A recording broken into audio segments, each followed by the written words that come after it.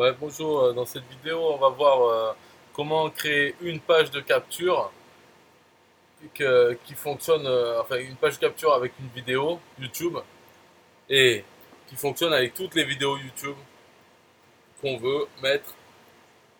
Donc le texte sera assez générique, ça va pas parler de la vidéo elle-même, puisque cette page capture, donc une seule URL, une seule adresse, va servir pour envoyer les gens vers n'importe quelle vidéo qu'on veut. Tout simplement en mettant dans l'URL, en passant en argument dans l'URL, l'ID, l'identifiant de la vidéo YouTube. Donc comment faire avec System.io puisque c'est pas prévu dedans et malheureusement, enfin bon, il y a des petits problèmes techniques, on va dire, petits problèmes techniques, manque de configuration qui fait qu'on ne peut pas le faire très facilement. Alors, donc il faut faire une autre façon. Il faut tout faire en JavaScript et on ne peut pas utiliser le widget vidéo YouTube de System.io. On est obligé d'utiliser le widget code HTML. Et c'est dedans qu'on va mettre le l'emplacement de la vidéo. En fait, on va tout gérer à partir de JavaScript, puisqu'on ne peut pas faire de PHP non plus. Donc voilà. Donc tout ce que le JavaScript fait, c'est de regarder si dans l'URL, il y a cet identifiant de YouTube. S'il n'y a pas d'identifiant, j'ai mis un identifiant par défaut, d'une vidéo par défaut, donc il affichera quand même une vidéo. Mais sinon, s'il y a un identifiant, alors il va afficher la vidéo avec cet identifiant. Donc c'est tout ce que ça fait le JavaScript finalement. Et tout le reste, c'est du système.io normal, c'est-à-dire un texte, une boîte pour mettre l'email, un bouton, et voilà.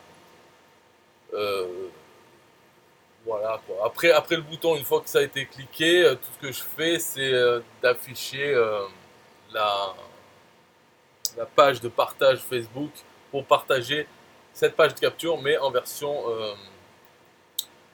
de base, donc avec la vidéo par défaut.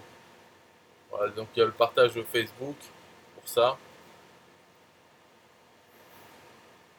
Alors, puisque bon, voilà, ça marche pas quoi. Non, en fait, je sais pas si on voit l'image parce que là, les lives, ça marche plus, mais si on voit pas l'image, c'est pas bon du tout. Mais en gros, donc on peut s'en servir comme ça, envoyer n'importe où, mais pour donner le cadeau, il faut que ça soit en fait le même cadeau à chaque fois. Sinon, si on veut changer de cadeau, alors il faudrait faire une copie de cette page de capture. Donc ça reviendrait au même que de le faire à la main pour chaque vidéo. Ou en tout cas, on peut faire, disons, deux, trois versions et qu'il n'y ait que le cadeau qui change. Et après, on envoie n'importe quelle vidéo avec n'importe quelle page de capture. Mais le plus simple, en fait, c'est que le cadeau, ça soit un lien, une page où on donne tous nos bonus, tout ce qu'on veut comme cadeau. Et voilà, le cadeau, c'est ça, c'est la page sur laquelle on a tous les cadeaux qu'on peut imaginer. Et puis les gens, ben, peu importe pourquoi ils s'inscrivent, finalement ils ont cette page et puis ils prennent les cadeaux qu'ils veulent. Et voilà, donc c'est une bonne surprise. On croyait avoir un cadeau et finalement on en a plein. Et c'est le plus pratique pour nous pour que ça reste automatisé, donc avoir une seule page de capture, enfin ou même plusieurs, mais changer le texte, mais que le cadeau, ça soit finalement qu'une page qui a tous nos cadeaux ensemble. Parce qu'une personne, on s'en fout de prendre son email plusieurs fois pour lui donner des cadeaux différents, à moins qu'on ait plusieurs listes, qu'on s'embrouille. Mais sinon, si on a une liste principale, c'est bien d'avoir plusieurs cadeaux pour quand on envoie des liens et tout ça pour attirer des gens qui ne seraient pas intéressés par un type de cadeau, donc ils vont aller mais ils vont rentrer leur email dans l'autre. Donc ok pour ça, d'en avoir plusieurs. Mais il n'y a pas besoin d'être très précis dans la page capture en fait, hein, franchement. Donc est-ce qu'on voit la page? C'est pas sûr. Aubin me dit que c'est la caméra, la webcam qui déconne. Euh, L'écran de l'ordi se voit très bien. En fait, c'est pas que le problème, c'est pas qu'il se voit ou pas, c'est que l'écran est figé, donc si on voit pas ma souris qui bouge, là par exemple je suis dans l'éditeur de System.io, mais dans la preview sur Facebook, je crois qu'on la voit pas, et puis même j'enregistre la vidéo, mais ça marche pas. Enfin, je l'ai vu dans d'autres, ça bloque aussi, donc je sais pas. Là le CPU il est à fond, donc peu importe, c'est juste pour montrer, enfin peu importe, ouais non c'est un peu chiant, parce que c'est pour montrer, ça c'est un widget code HTML. Et voilà la page capture telle qu'elle ressemble. Si j'ouvre la prévisualisation,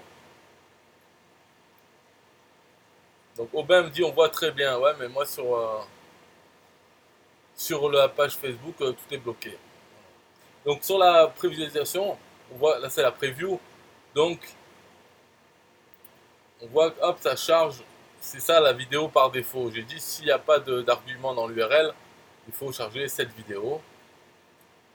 Et voilà, donc ça marche. Puisqu'on voit que dans l'éditeur, j'ai pas mis de vidéo, j'ai mis le code HTML. Donc le code HTML affiche bien ça. Et aussi, c'est responsive. Donc même pour mobile, ça va adapter à la taille de l'écran. Avec le maximum, j'ai mis un maximum de 560 pixels de largeur. Mais on peut changer ça dans le code si on veut avoir comme maximum un 720p par exemple. Donc c'est 1280 par 720. Mais bon, 720 on s'en fout parce que c'est pas la peine de préciser dedans. C'est juste la largeur qu'on travaille. Et après, pour la hauteur, c'est toujours du 16 neuvième. Donc normalement, maintenant, tout le monde utilise ça quoi, comme format, à part format vertical. Mais là, bon, si on veut faire des trucs autres, il faut changer le code. Donc disons, pour les vidéos en 16 neuvième, c'est juste la largeur. J'ai mis 560 parce que c'est ce qui me donne dans le code. J'ai fait hier, voilà. Mais c'est vrai qu'on pourrait mettre 1280 en largeur maximum. Et de toute façon, ça s'adapte aux contraintes déjà comment ça s'appelle, du parent, là, c'est-à-dire de ça, quoi. Parce que lui, il est dans ça, donc il va pas, même si lui, il est réduit, tu vois. Bref, ouais, c'est responsive. Alors le code dedans, c'est pas pratique pour le voir là-dedans, dans la boîte. Je sais même pas si on le voit bien, en fait, puisque là, je vois plus rien maintenant. De toute façon, je vais pas le lire en entier, quoi, c'est un peu long. Mais si vous le voulez, je peux le mettre dans la description ou dans les commentaires. Voilà, dans les commentaires, comme ça vous fait bouger. Sinon, si vous pouvez le voir à l'écran, ben, voilà, il y a le style d'abord. Donc c'est ça, il faut copier ça, le style, pour faire la fonction responsive de la vidéo. Ensuite, là, il y a deux divs. Donc div 1, c'est pour le responsive, et l'autre div 2, là, le div YouTube, c'est là-dedans que le JavaScript va mettre le code de la vidéo YouTube. Et ensuite, il y a le JavaScript, donc une fonction, et à la fin de la fonction, un set timeout là, de 0, donc en fait pour lancer la fonction de suite. La fonction, ce qu'elle fait, déjà les paramètres, elle prend les paramètres dans l'URL. Et elle va chercher le paramètre, l'argument V. Donc ça, j'ai pris V pour faire comme YouTube, puisque YouTube, quand on regarde une vidéo, c'est youtube.com/watch, et ensuite point d'interrogation, V égale, et là on a l'identifiant de la vidéo. Donc pour que ça reste pareil, ma page capture, je l'appelle watch, et comme ça, il suffit de mettre point d'interrogation, V égale, pareil. Donc le JavaScript, il va voir s'il y a un argument V. S'il n'y en a pas, alors je mets la variable, enfin l'identifiant par défaut de ma vidéo par défaut.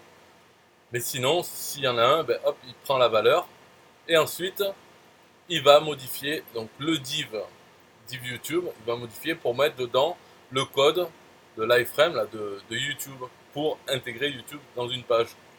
Ça, c'est le code que nous donne YouTube quand on fait partager, mettre sur un site. Donc dedans, il y a tout ce code, sauf que au moment où il y a l'ID de la vidéo, ben, je mets plus YouTube. Je mets la variable JavaScript YouTube, telle qui est soit la valeur de l'argument V, soit la valeur par défaut de la vidéo par défaut. Voilà, donc ça met ça dedans. Et c'est tout ce que ça fait. Voilà le code qu'il faut mettre dans le widget HTML. C'est tout. Après, voilà, c'est tout ce qu'il y a à faire. En fait, dans paramètres, enfin, dans paramètres de la page. Paramètres de la page. Allez, oh. Ou du bouton, je sais plus. Enfin, paramètres de la page, il y a l'image sociale, donc il faut mettre. Pour que quand ça partage sur Facebook, il y ait une image. Donc moi j'ai mis simplement cette partie-là, regardez cette vidéo, puis télécharger le cadeau, entre votre adresse email, j'ai remis ça comme image, comme ça c'est générique aussi. Et elle s'affichera pour n'importe quelle URL que je partage sur Facebook avec l'argument V qui est différent. Donc pour Facebook, c'est une URL différente. Bon, ça veut pas m'afficher paramètres là. En fait, c'est les paramètres du bouton, c'est pour ça. Paramètres du bouton. Putain, c'est lent quand même, hein. Mais, c'est mon ordi. Alors, Aubin dit c'est le code qu'on récupère sur YouTube, c'est bien ça. Oui, dans le JavaScript, à un moment donné, il va mettre le code qu'on récupère sur YouTube, il va le mettre dans le div. Mais c'est le code qu'on récupère sur YouTube, sauf que là où dans le code, quand il y a l'identifiant de la vidéo, je le remplace par la variable, il est remplacé par la variable JavaScript, celle que juste avant qu'on détermine est-ce qu'il y a un argument. Si oui, c'est la valeur de l'argument. Sinon, c'est un identifiant par défaut, celui que j'ai choisi pour mettre une vidéo. Donc vous allez mettre une autre vidéo par défaut. C'est ok. Donc dans le bouton, ça fait enregistrer le contact. Et après, dans les paramètres d'automatisation de cette page de capture, j'ai mis ajouter un tag à ce contact et euh, abonner ce contact à la campagne email, campagne principale. On peut aussi envoyer un email pour donner le cadeau, si on veut des cadeaux différents, enfin, ou même non. Voilà. Normalement, dans la campagne, de toute façon, on pourrait commencer par bonjour, se présenter et puis donner un cadeau dès le début, dans le premier email. On peut faire ça de toute façon. Euh, voilà, comme j'ai dit, si le cadeau, c'est finalement c'est qu'une page qu'on a faite, dont on ne fait pas la promotion publiquement, donc mais qu'on donne comme cadeau, et sur cette page, il y a un peu tous les cadeaux qu'on peut, comme une page de ressources par exemple, même avec nos liens affiliés, on s'en fout, en fait c'est une page avec plein de choses dedans, et c'est ça notre cadeau. Voilà, si les gens sont pas contents du cadeau, c'est le geste qui compte. D'ailleurs, dans le texte, je reste très vague. Télécharger le cadeau, regardez la vidéo, télécharger le cadeau. Oui, je veux télécharger le cadeau.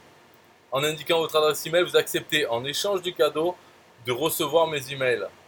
Voilà, donc cadeau, c'est quoi? On ne sait pas. Ben, pour le voir, il faut mettre l'adresse email. Alors des fois dans la vidéo, idéalement, ça serait ça. C'est dans la vidéo, on dit ah, et puis si vous voulez télécharger mon livre ou autre, cliquez sur le lien dans la description ou un truc comme ça. Donc les gens peuvent, on sait que c'est ça le cadeau. Même s'il ne faut pas cliquer sur un lien dans la description, en fait, ils suivent les autres instructions, et peu importe. Mais c'est bien que dans la vidéo, toujours dire, faire un appel à l'action, faites ceci pour recevoir ça. Et puis en fait, le ceci sur cette page, bah, c'est remplir le formulaire. Il n'y a pas besoin que la vidéo, ça dise vraiment qu'il faut remplir un formulaire. Donc après avoir ajouté le contact, ça redirige vers un lien qui est la boucle Facebook.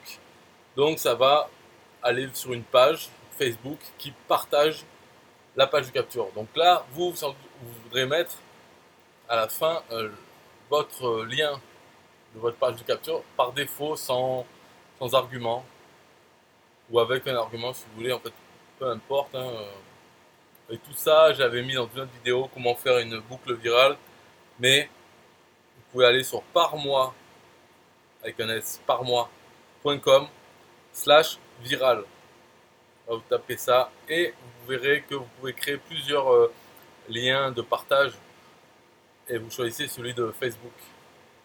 Voilà, c'est tout ce qu'il y a à faire pour cette astuce, entre guillemets, c'est une astuce, c'est pour faire en fait une page de capture avec une vidéo et qu'on puisse changer la vidéo sans devoir faire une copie de la page, souvenir du lien et tout ça. Non, ce sera simple et on peut en faire voilà, une par jour. On peut envoyer sur son compte Facebook, on peut envoyer une par jour une vidéo. Ah, allez voir cette vidéo, elle parle de ça. Tac, mettez le lien avec l'identifiant de la vidéo. C'est même pas la peine que ce soit votre vidéo, hein. C'est n'importe quoi. Donc une par jour que vous voyez qui est intéressante, vous pouvez la partager. Les gens arrivent toujours sur cette page avec la vidéo et puis certains mettront leur email. Voilà, donc ça c'est pratique pour ça. Ok, bye bye.